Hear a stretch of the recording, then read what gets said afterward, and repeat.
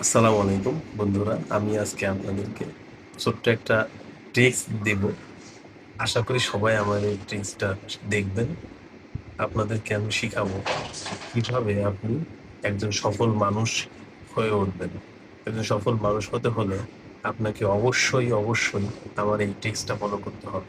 এই ট্রিক্সটা ফলো না করলে কিন্তু আপনি সফল মানুষ হতে পারবেন না।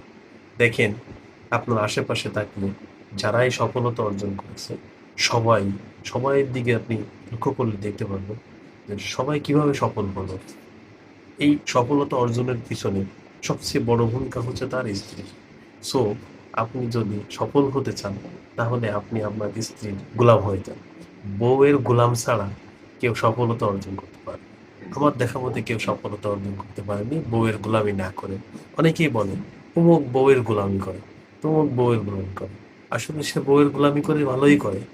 বউয়ের গোলামি না করলে তো সে কখনো সফলতা অর্জনই করতে পারবে না, সফল মানুষ হতেই পারবে না।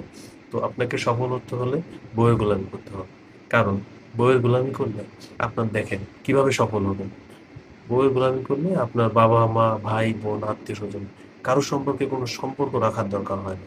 আপনি নিজের মতো করে চলতে পারেন। আপনার কারোর খোঁজ নিতে হয় না, কাউকে কোনো টাকা পয়সা দিতে হয় না, কারো সম্পর্কে কোনো কোনো কিছু জানার দরকার হয় না। আপনি আপনার বউয়ের কথা মতো, তার কথা মতো সবকিছুই করতে পারেন।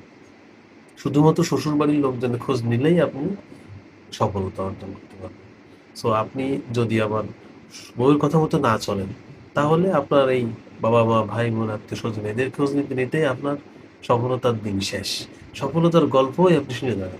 কিন্তু সফল মানুষ হতে পারবেন না। তাই ভাই, যারা বিবাহিত ভাই আছেন, তারা অবশ্যই বউয়ের গোলামি করেন। আর যারা আপু আছেন, তারা আপনারা আপনাদের হাসব্যান্ডকে আপনাদের গোলাম বানিয়ে রাখেন। যেভাবেই হোক আপনার গোলাম বানাতে হবে। না হলে কিন্তু আপনার বর, আপনি সে কখনোই সফল মানুষ হতে পারবে না। ওই সারা জীবন মনে করেন কি যে এইভাবেই চলে যেতে হবে জীবন।